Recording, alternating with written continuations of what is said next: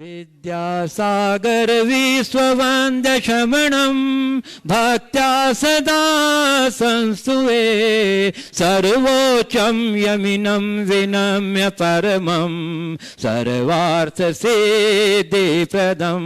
ज्ञान ध्यान तपो विरक्त मुनिपं विश्वस्व विश्वाश्रयं साकारं शमणं विशाल हृदयं सत्यं शिवं सुंदरम विद्या गुरु वंदनम प्रमाण गुरु वंदनम विराट गुरु वंदन। बोलिए देवादि देव से आचार्य गुरुवर विद्यासागर जी महाराज की।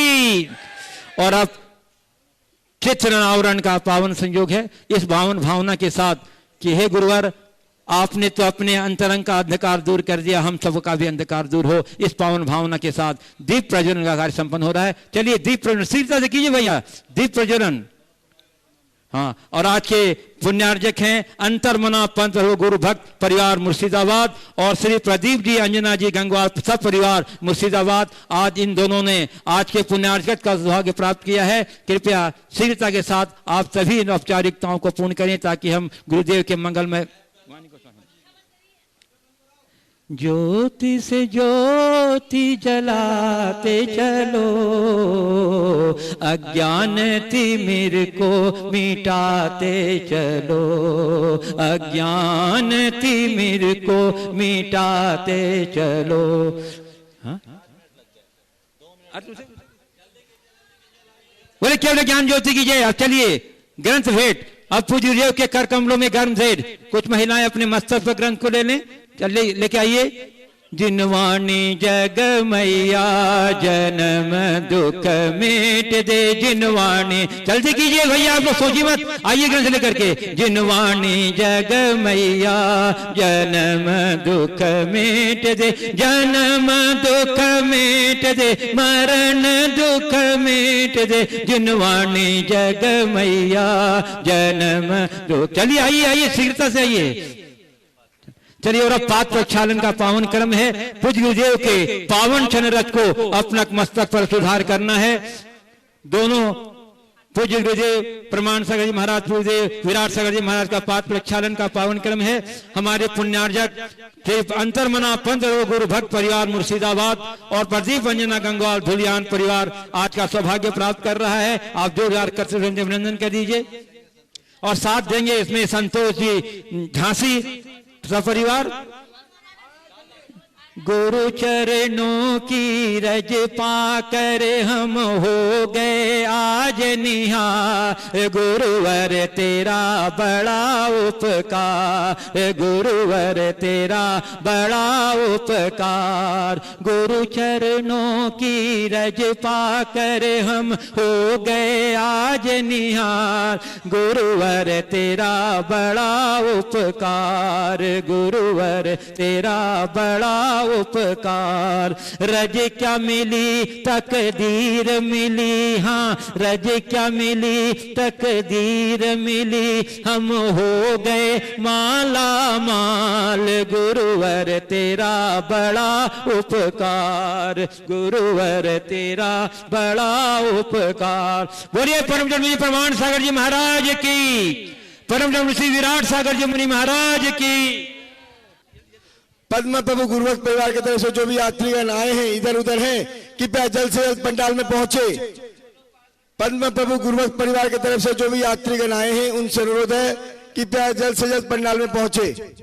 बंधुओं, जैसा कि आपको विदित ही है कि शाश्वत क्षेत्र श्री सम्मेद सिगर्ज के पावन परिसर में नवनिर्मित गुणायतन के पावन परिसर में पूज्य गुरुदेव की प्रेरणा और आचार्य श्री के आशीर्वाद से एक अद्भुत कार्य संपन्न होने जा रहा है, जो भारत का इकलौता कार्य है। सहस्रकूट जिनालय सह कीर्ति स्तंभ, इस तरह का कहीं भी पूरे देश में कोई कार्यक्रम नहीं है। यह पहला अपने ढंग का कार्यक्रम है। इसमें प्रतिमा स्थापित करने के लिए बहुत उत्साहवर्धन स्वीकृतियां हमारे पास आ रही है। 1,21,000 रुपए की राशि से एक प्रतिमा की राशि 1,21,000 रुपया दे करके प्रतिदिन। चलिए निवेदन कीजिए, निवेदन कीजिए फटाफट। फटाफट बोलिए। चलिए उनके मैं नाम की घोषणा कर। श्री आनंद कुमार जी जैन, श्रीमती सुधा जैन मुंबई, विजय रमेश चंद सोनटाक थाने, श्री अंजुल कुमार जैन, श्रीमती सरिता जैन धनबाद, श्री देवेंद्र कुमार जैन राजा जैन कानपुर, मिसेस शैलेश जैन यूएसए, श्री कैलाश जैन सिद्धार्थ जैन, श्रेयांश संभव श्रेनिक जैन कोटा, श्री अनुराग श्वेता जैन गोपाचल गांधीनगर ग्वालियर, श्री अशोक माया जी पाटनी, आशीष सचिन संदीप जंगीपुर मुर्शिदाबाद दिल्ली, श्रीमान लालचंद जी जीवराज जी गांधी फल्टर कणे पुणे। इन सभी महानुभावों ने सहस्रकोट सह कीर्ति सम्मेत सौभाग्य प्राप्त किया। चलिए इसी साथ सबको हाथ जोड़े, मस्तक झुकाएं और पूर्ण गुरुदेव के चरण में नमोस्तुलित करें। बोलिए मेरे साथ, नमोस्त गुरुदेव, नमोस्त गुरुदेव, नमोस्त गुरुदेव। हे गुरुवेर, अपनी मंगलमय पीयूष वाणी से संबोधित कर हम लोग याद करें। बोलिए परम प्रमाण सागर जी महाराज की, मुनिवर श्री विराट सागर जी मुनि महाराज की। ओ सभी लोग अपने दोनों हाथ जोड़ ले और मेरे साथ महामंत्र के स्मरण के लिए अपना मानस तैयार करें।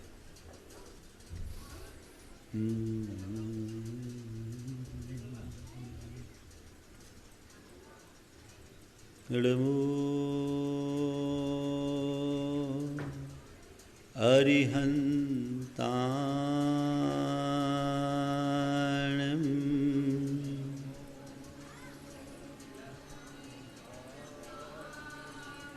इळमो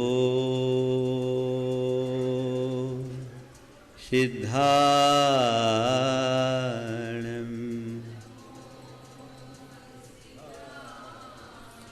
इळमो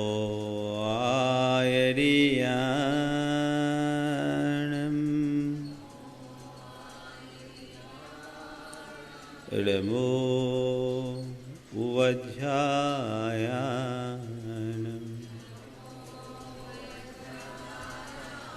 अळमोलोये सवशाहुनम्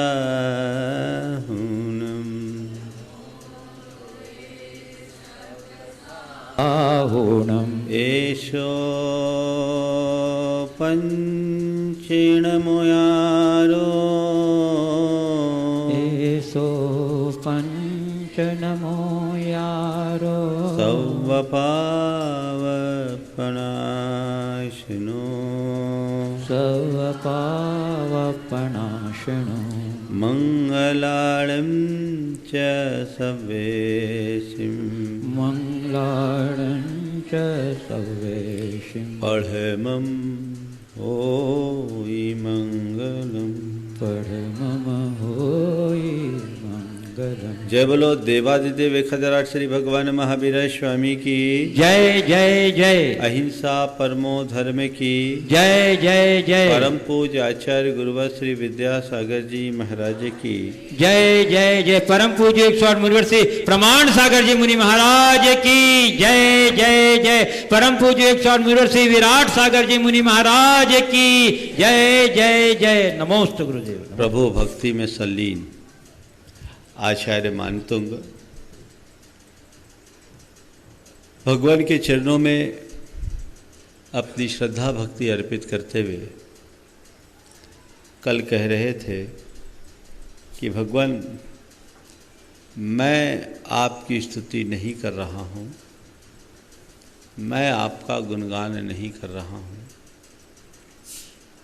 आपके प्रति मेरे मन में उमड़ने वाली भक्ति मुझे बाचाल कर रही है। इसमें मेरा कुछ भी नहीं है, मेरे हृदय में आपकी प्रति अंतर भक्ति प्रकट हो गई है और वह मुझे कहती है बोल। मैं बोल रहा हूँ, मेरे मुख से जो शब्द निकल रहे हैं वही आपकी स्तुति बन रही है और वह मेरा गुणगान बन रहा है। प्रभु ये उद्गार सामान्य उद्गार नहीं है, ये हृदयोद्गार है। क्यों? क्योंकि मैं जो बोल रहा हूँ वो शब्दोच्चार मात्र नहीं है, इसमें मेरे भाव प्राण भी जुड़े हैं। और जब मुख से हृदयोद्गार निकलेगा तो उसका कोई ना कोई फल भी होगा। जब मेरे हृदय के उद्गार लोकोत्तर है तो उसका फल भी लोकोत्तर ही होना चाहिए। मुझे दिख रहा है कि आपके स्तवन का अचिंत्य प्रभाव है, वह प्रभाव जो संसार में कहीं देखने को नहीं मिलता। मेरा हृदय उससे अभिभूत है और मैं उस प्रभाव का अनुभव कर रहा हूँ। भगवान की पूजा, वंदना, स्तुति, भक्ति सब करते हैं, लेकिन उसके फल का अनुभव बहुत कम लोग कर पाते हैं।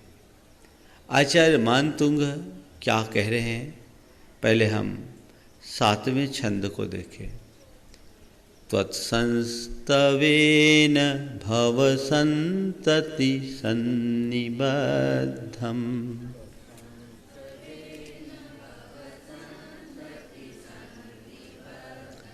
पापं क्षणाच्छयमुपैति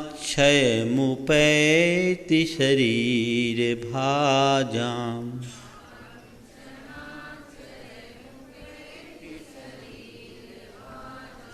आक्रांत लोक मलिनील मशेषमाशु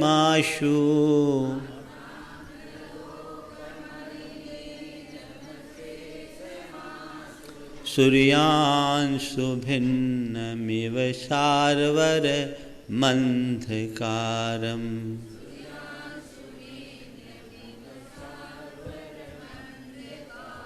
भगवान तत्संस्तवेन, आपके संस्तवन से, भव संतति सन्निबद्धम, भव संतति संसार की संतति में अनेक जन्मों की परंपराओं में सन्निबद्धम बंधा हुआ, पापम क्षणाच्छयमुपैति, क्षण भर में नष्ट हो प्राप्त हो जाता है।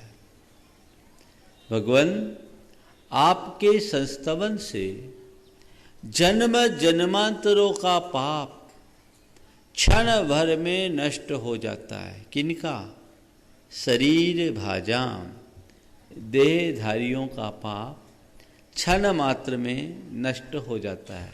प्रथम 2 पंक्तियों का अर्थ हुआ, भगवान आपके संस्तवन से भव संतति यानी संसार की परंपराओं में, इस भव संतति में, जन्म जन्मांतरों की इस परंपरा में बंधा हुआ पाप क्षण मात्र में क्षयम उपैति, क्षय को प्राप्त हो जाता है। किनका? शरीर भाजाम, संसारी प्राणियों का पाप क्षण में साफ हो जाता है।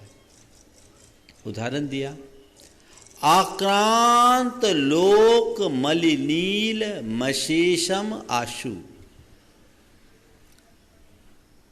सूर्यांशु भिन्नमिव सारवर मंधकारम। सारवर कहते हैं रात्रि को, रात्रि का अंधकार। कैसा अंधकार? आक्रांत लोकम, जो पूरे लोक में व्याप्त। अंधेरा छाता है तो एक हिस्से में छाता है कि सारे जगत में छाता है? सारे जगत में छाता है। आक्रांत लोकम सारवर अंधकारम, रात्रि का अंधकार। कैसा? अली नील, भौरे की तरह नीला, यानी गाढ़ अंधकार को। सूर्यांशु भिन्नमेव आशु, सूर्यांशु जैसे सूरज की एक नन्ही सी किरण, आशु शीघ्र ही भिन्नम भेद डालती है। अंधेरा छटने में कितनी देर लगता है? कितना देर? इधर उजाला हुआ, अंधेरा छटा, किरण फूटी, अंधेरा छटा। जैसे सूर्य की एक नन्ही सी किरण सारे लोक में व्याप्त गाढ़ रात्रिकालिक गाढ़ अंधकार को एक पल में नष्ट कर डालता है, वैसे ही कर डालती है, वैसे ही प्रभु आपके संस्तवन से संसारी प्राणियों के जन्म जन्मांतरों के पाप एक क्षण में नष्ट हो जाते हैं।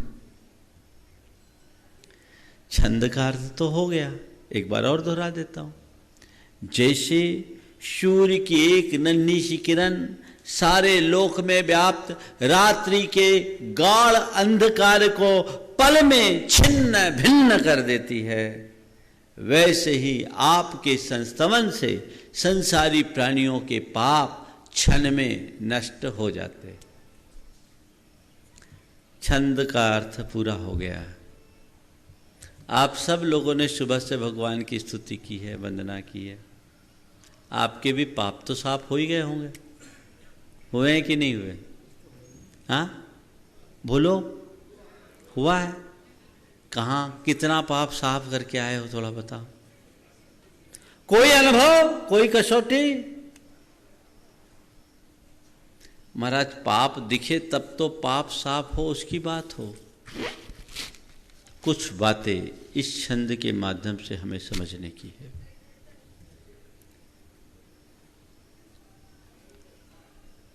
जैसे हम दिया जलाते हैं, अंधेरा छटता है, कितनी देर बाद छटता है?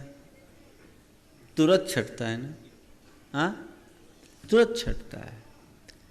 जैसे दीपक के जलते ही अंधकार छटता है, वैसे ही प्रभु भक्ति करते ही हमारा पाप छटता है।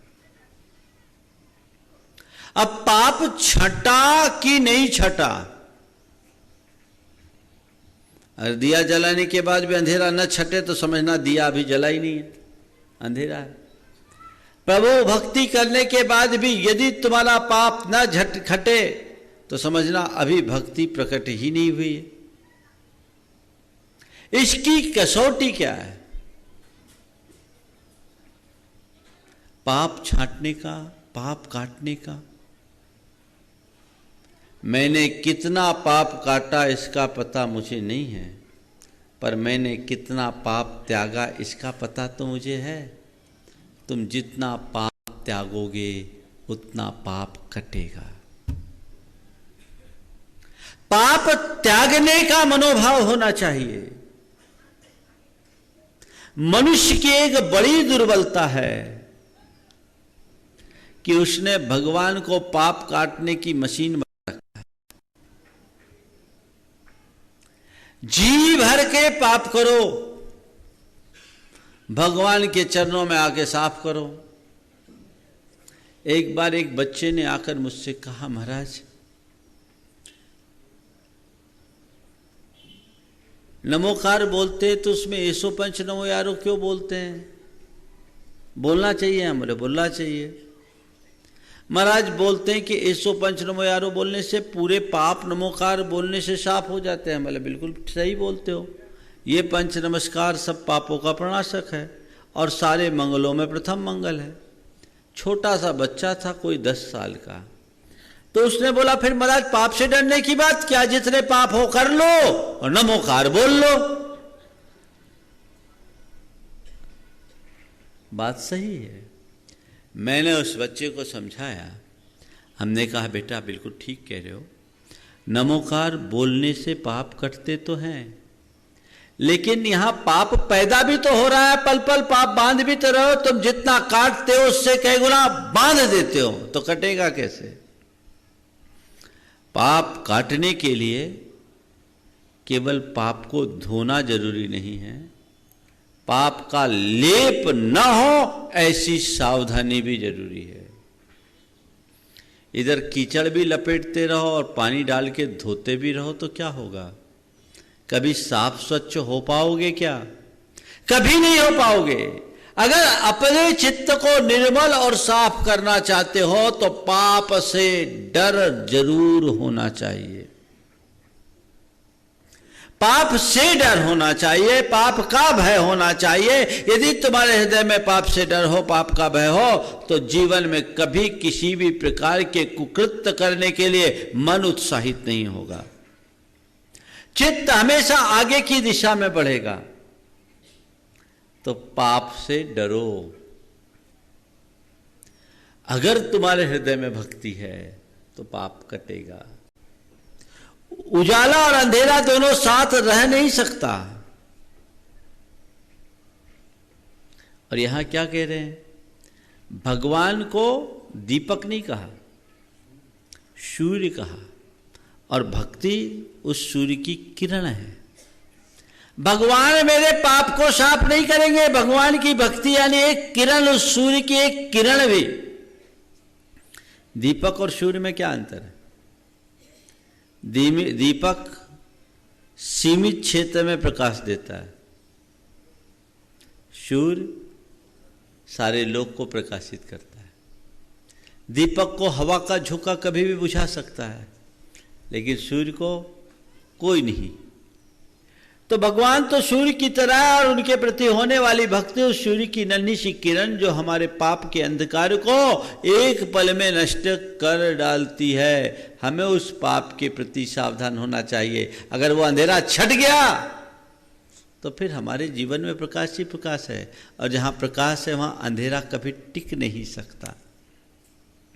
एक बार ऐसा हुआ, अंधेरा परमात्मा के पास पहुँच गया और शिकायत भरे शब्दों में कहा कि भगवान, ये तुम्हारा सूरज मुझे बहुत परेशान करता है।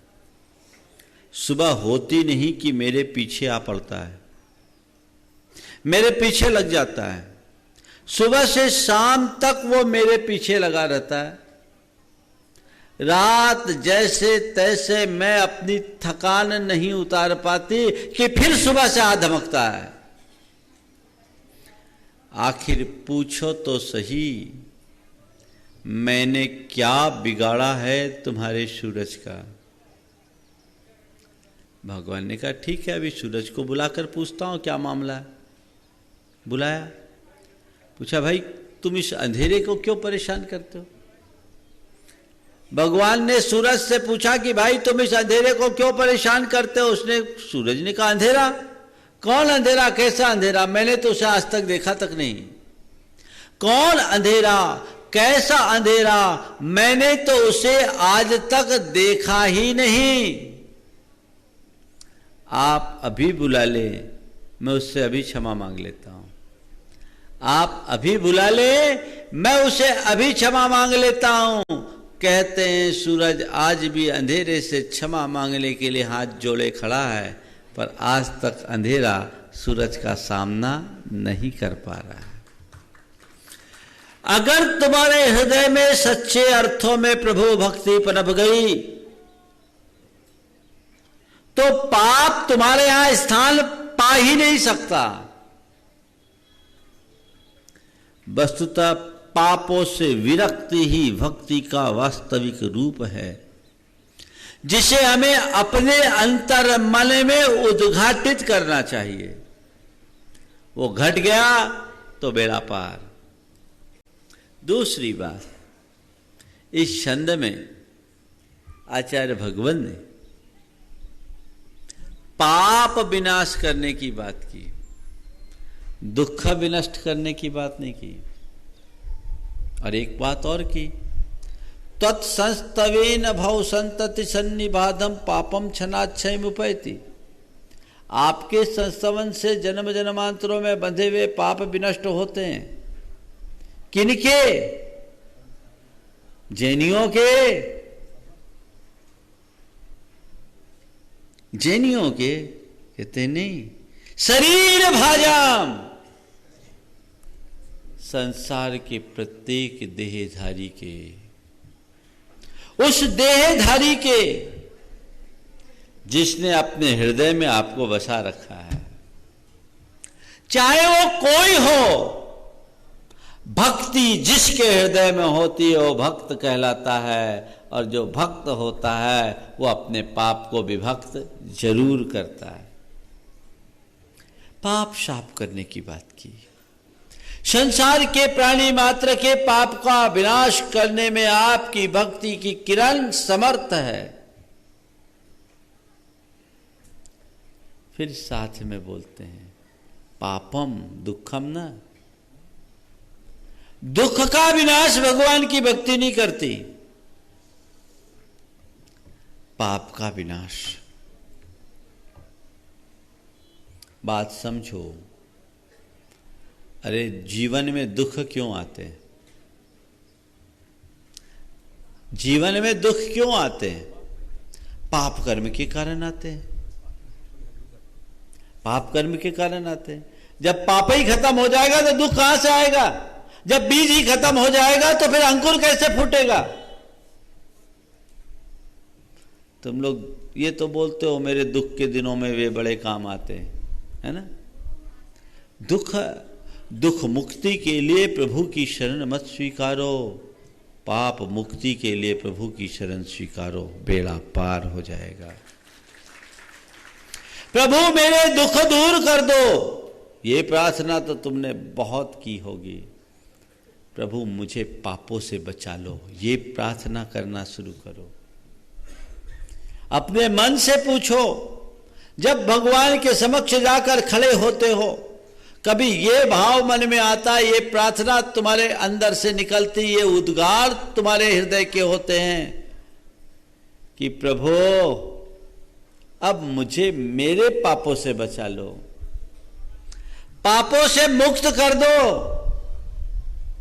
ये उद्गार, दुख दूर हो जाए, संकट दूर हो जाए, मुसीबत टल जाए, मुश्किलें टल जाए, प्रभु मुझे शक्ति दो, संबल दो, साहस दो, सामर्थ्य दो, ये सब बातें तुम भगवान से कहते हो। कभी ये कहने का भाव हुआ, प्रभु मुझे पापों से मुक्त करा दो, मेरे पाप छुड़ा दो। इधर तुम भगवान का गुणगान भी कर रहे हो और पाप की फैक्ट्री निरंतर चालू है, रिजल्ट कहाँ आएगा? जब तक पापात्मक क्रिया और व्यवहार होता रहेगा तब तक आत्म उद्धार कतई संभव नहीं है। इसलिए पापात्मक क्रियाओं से अपने आप को बचाओ, जिससे हम अपने आत्मोद्धार का मार्ग प्रशस्त कर सके। फिर ध्यान रखना, पाप साफ होगा कब? संस्तवेन, क्या शब्द दिया? तत्संस्तवेन, स्तुति करने से नहीं, संस्तुति करने से। स्तव और संस्तव में क्या अंतर है? संस्तव सम्यक स्तव, संस्तव और स्तव में क्या अंतर है? जो शब्द मुख से उच्चारित होते हैं वो स्तव है, और जो उद्गार हृदय से प्रकट होते हैं वो संस्तव है। हृदयोद्गार होना चाहिए, वो तब संभव होगा जब भगवान के सानिध्य और सामीप्य का आप एहसास कर सकोगे। प्रभु हमारे सामने उपस्थित है, स्वयं को उनके दर्शन से अभिभूत करोगे, तब तुम्हारे अंदर से जो शब्द निकलेंगे वो शब्द नहीं, संस्तव का रूप ले लेंगे, हृदय का उद्गार बनकर तुम्हारे पापों को साफ करने में समर्थ हो जाएंगे। अभी तो दूसरों की लिखी हुई रटी रटाई स्तुति पढ़कर भगवान को सुनाते हैं, अकृतार्थ महसूस करते हैं कि हमने भगवान की खूब भक्ति की है ना, और ये लगता है कि बस इसमें हमारा काम हो गया। नहीं, मैं ये नहीं कहता कि दूसरों के द्वारा लिखी हुई स्तुति के पाठ से कोई लाभ नहीं होता। लाभ होगा कब? जब उसमें तुम्हारा मन प्राण जुड़ेगा, तब तुम्हारे भाव जुड़ेंगे, तब। तुमने तो शुरुआत कर दी, भक्ता अमर प्रणत मौली मणि प्रभानम उद्योतकम दलित बाप तमो वितानम सम्यक प्रणम जिनपाद युगम युगा वालम वरम जल बहुत जले पताम जलानम, आधा बोला आधा खाया हो गया, है ना? आधा बोले आधा खाए, जैसे कोई गाड़ी छूट रही है। बोलो, ये स्तव है या संस्तव? हाँ, स्तव या संस्तव? ये बोल रहे स्तव तो है, पर स्तव भी तब है जब पूरा बोलो, आधा खाओ तो स्तव भी नहीं है। कितनी हड़बड़ी रहती है। शताब्दी एक्सप्रेस मजा कहाँ। उनसे एक तान होने की कोशिश करो, अपने भावों को जोड़ो। जब हृदय में विशुद्धि उमड़ती है तब पाप कटते हैं। एक बार एक भाई ने मुझसे सवाल किया, महाराज जी मुझे एक बात समझ में नहीं आती कि भगवान की स्तुति करने से, भगवान का नाम लेने से कर्म कैसे करते हैं। कोई तपस्या करे, कोई त्याग करे तो उससे कर्म कटे, ये तो समझ में आता है। केवल नाम लो भगवान का या नमोकार, आप लोग बोलते हैं नमोकार जपने से भी कर्म कटते हैं, तो ये कैसे कटते हैं। आपके मन में भी कभी सवाल आया होगा, आया कि नहीं आया। बोले महाराज हम तो अवाल सवाल जानते नहीं हैं, हम तो जो आप लोगों ने बोला सो कर दिया। अच्छी बात है, लेकिन कुछ बातें हैं जो समझने की है। प्रभु के स्मरण से, भगवान की स्तुति से, मंत्र के जाप से कर्म कटते हैं, इसमें कोई संशय नहीं। लेकिन कैसे कटते हैं इस दर्शन को समझो। जब कभी भी हम अपने किसी इष्ट, उपास्य या आदर्श की आराधना करते हैं तो उसकी आराधना उपासना से हमारे हृदय की विशुद्धि बढ़ती है। अगर हम विज्ञान की भाषा में कहें तो हमारी अंतःस्रावी ग्रंथियों में अलग प्रकार के रसायनों का स्राव होता है। उन रसायनों के स्राव से हमारी भाव दशा बदलती है। जब हमारी भाव दशा बदलती है तो हमारे कर्मों की केमिस्ट्री भी बदल जाती है, क्योंकि कर्म और आत्मा का जो संबंध है वह भी एक प्रकार का रासायनिक संबंध है जो स्निग्ध और रुक्ष गुण के कारण बना है। जब हमारी भाव दशा बदलती है, भाव विशुद्धि बढ़ती है, तो हमारे अंदर के कर्मों के रसायन में बड़ा परिवर्तन आता है। और जब कर्मों की केमिस्ट्री चेंज होगी तो कुछ उलटफेर होगा कि नहीं होगा। नतीजा ये निकलता है कि बढ़ी हुई विशुद्धि के प्रताप से हमारी आत्मा में निबद्ध कर्म हमसे अलग होने के लिए बाध्य हो जाते हैं। ये सीधा सीधा कारण कार्य व्यवस्था का संबंध है, काज एंड इफेक्ट की बात है। हमारी विशुद्धि जितनी प्रगाढ़ होगी कर्म उतने छटेंगे, और हमारे मन में जितना संक्लेश होगा कर्म उतने बंधेंगे। तो भाव विशुद्धि का आधार है प्रभु भक्ति स्तवन। ये उत्तरोत्तर बढ़े तुम्हारी विशुद्धि चरम तक पहुंचेगी, और इसके बल पर कर्म कटना शुरू होते हैं। चाहे हम मंत्र जाप के रूप में करें, स्तोत्र पाठ के रूप में करें, या अन्य प्रकार से स्तुति करें। एक बात और ध्यान रखना है, इस छंद में लिखा त्वत्संस्तवेन, यानी आपके सम्यक स्तुति से, और फिर लिखा पापम क्षणात् क्षय मुपैत भाव संतति सन्निबद्धम। कैसा पाप? सन्निबद्ध, सम्यक रूप से जो निबद्ध है। मतलब स्तवन तुम्हारे आत्मा के एक एक प्रदेश से होना चाहिए, तब संस्तवन होगा। रोम रोम से स्तवन निकले। संस्तवन का मतलब क्या? आप लोग बोलते हैं ना, रोम रोम से निकले प्रभुवर नाम तुम्हारा, बोलते हो।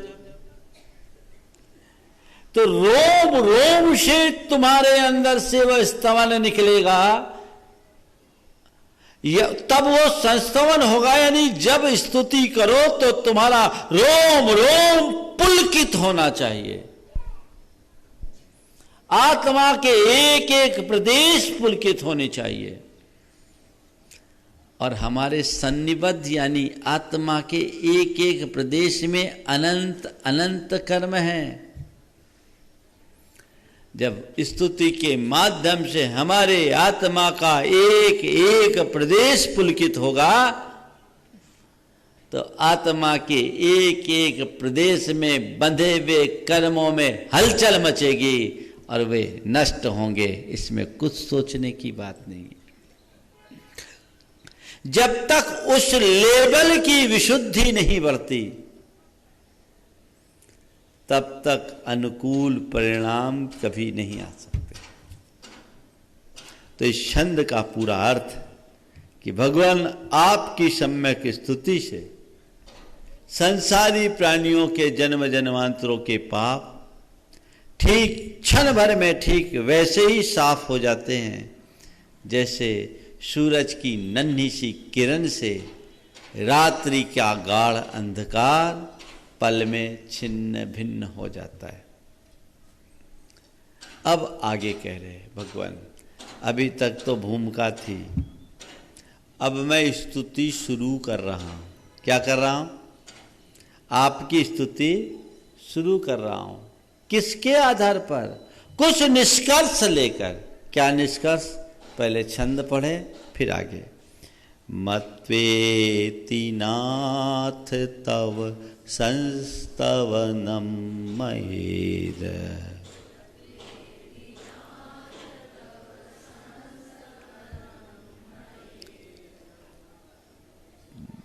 मारभ्यते तनुधियापि तव प्रभावा मारभ्यते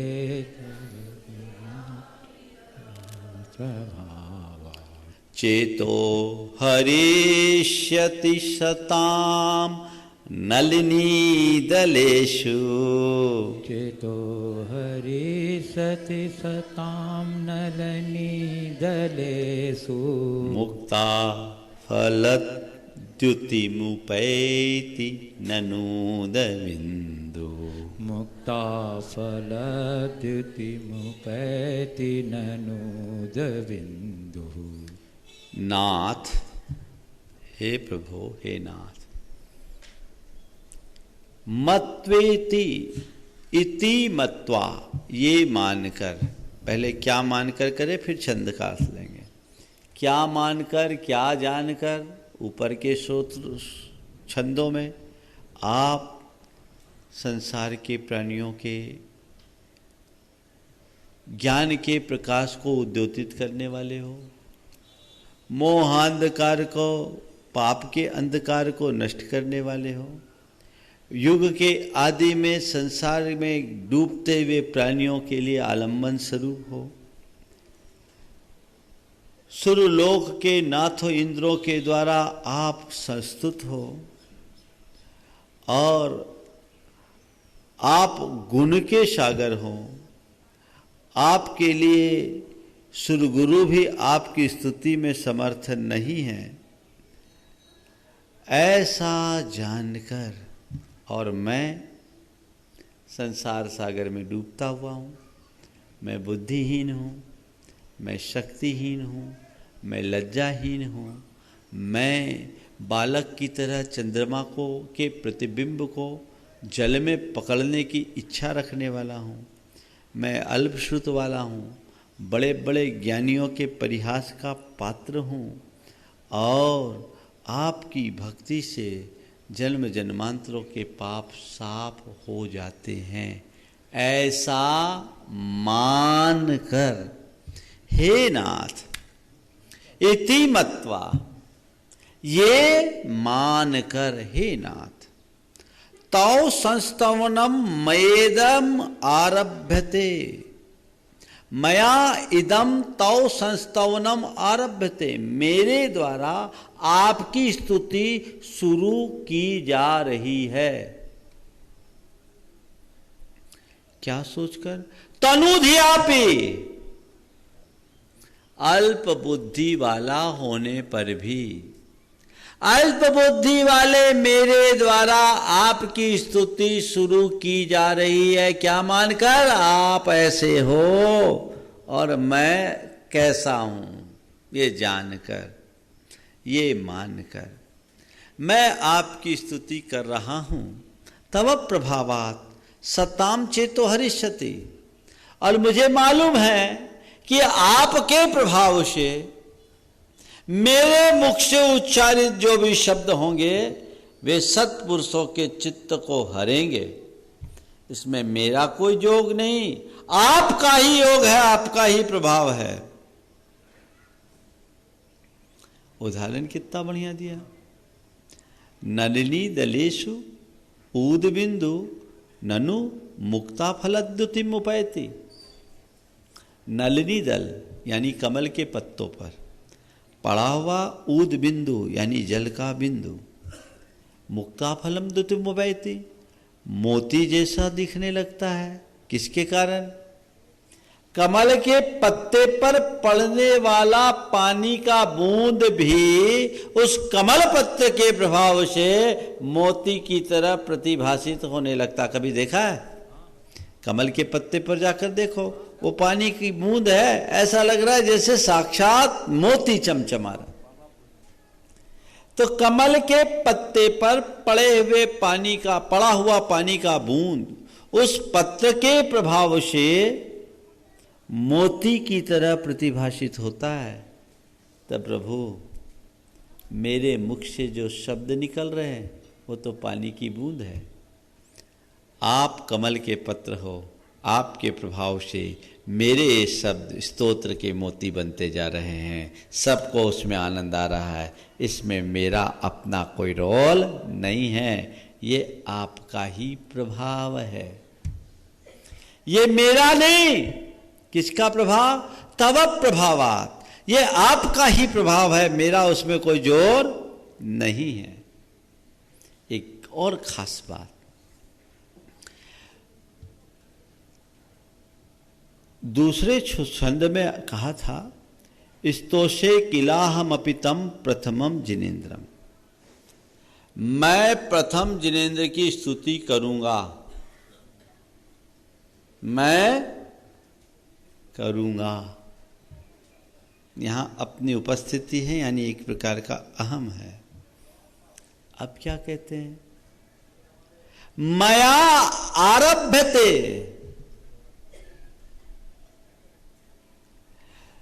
तीसरे छंद में कहा था कि बुद्ध्या बिना भी, मेरे पास बुद्धिया नहीं है, फिर भी मैं आपकी स्तुति के लिए उद्यत हूं। हाँ हूं, अब कहने में अल्प बुद्धि वाला हूं, मालूम है मुझे, मेरी सामर्थ्य नहीं इसका एहसास, पर फिर भी मेरे द्वारा आपकी स्तुति हो रही है। मैं करूंगा और मेरे द्वारा हो रहा है, कितना अंतर है। कर्तृत्व समाप्त हो गया, समर्पण की शुरुआत हो गई। और जब तक मनुष्य का हृदय समर्पण से भरता नहीं, तब तक संस्तवन की शुरुआत नहीं होती। भाषा बदल गई, स्वर बदल गए। अब पहले तो कहा था मैं स्तुति करूंगा, अब कह रहे मेरे द्वारा स्तुति हो रही है। और इस स्तुति में मेरा अपना कोई रोल नहीं, ये आपका ही प्रभाव है। मैं कुछ नहीं बोल रहा हूं। मैथिली शरण गुप्त की ये 2 पंक्ति आज के संदर्भ में बहुत उपयोगी है। राम तुम्हारा चरित्र स्वयं ही काव्य है। राम तुम्हारा चरित्र स्वयं ही काव्य है, कोई कवि बन जाए सहज संभाव्य है। क्या बोला? राम तुम्हारा चरित्र स्वयं ही काव्य है, कोई कवि बन जाए सहज संभाव्य है। तो प्रभु इसमें सारी महिमा आपकी है। मैं तो हूं पानी की बूंद, आप कमल के पत्र, आपकी भक्ति का आश्रय पाकर ये मेरे शब्द मोती का रूप धारण कर रहे हैं। और एक एक मोती एक दूसरे से जुड़ करके स्तोत्र का रूप लेते जा रहे हैं। इसमें मेरा अपना कोई कर्तृत्व नहीं है, जो कुछ भी है वह सब आपका है। तवा प्रभावात, ये आपके ही प्रभाव से सब कुछ घटित हुआ है।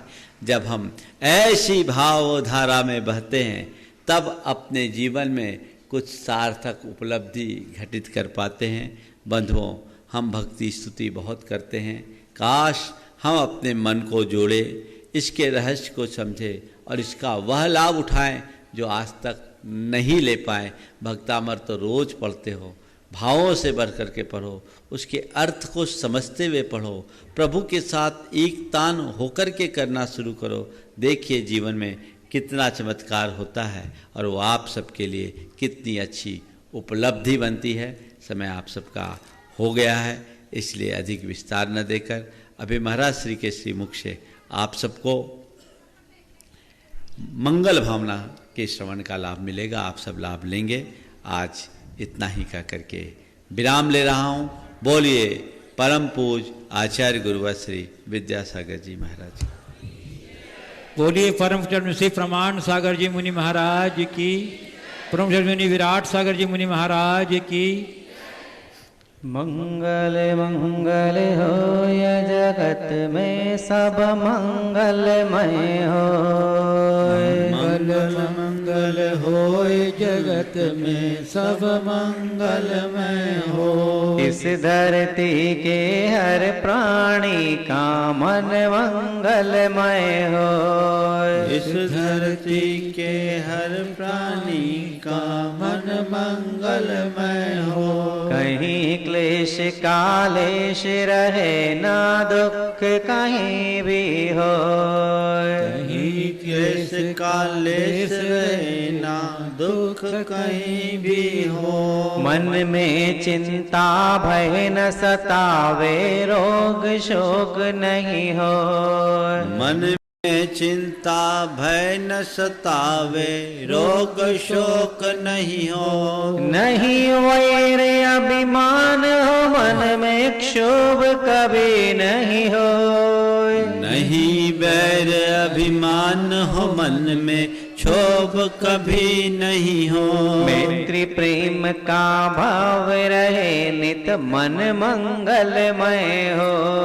मैत्री प्रेम का भाव रहे नित मन मंगलमय हो।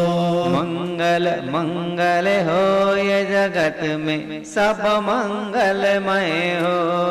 मंगल मंगल होय जगत में सब मंगलमय हो। इस धरती के हर प्राणी का मन मंगलमय हो। इस धरती के हर प्राणी का मन मंगलमय हो। मन का सब संताप मिटे और अंतर उज्ज्वल हो। मन का सब संताप मिटे और अंतर उज्ज्वल हो। राग द्वेष आओ मोह मिट जाए आत्म निर्मल हो। राग देश और मोह मिट जाए आत्म निर्मल हो। प्रभु का मंगल गान करे सब पापों का क्षय हो। प्रभु का मंगल गान करे सब पापों का क्षय हो। इस जग के हर प्राणी का हर दिन मंगलमय हो।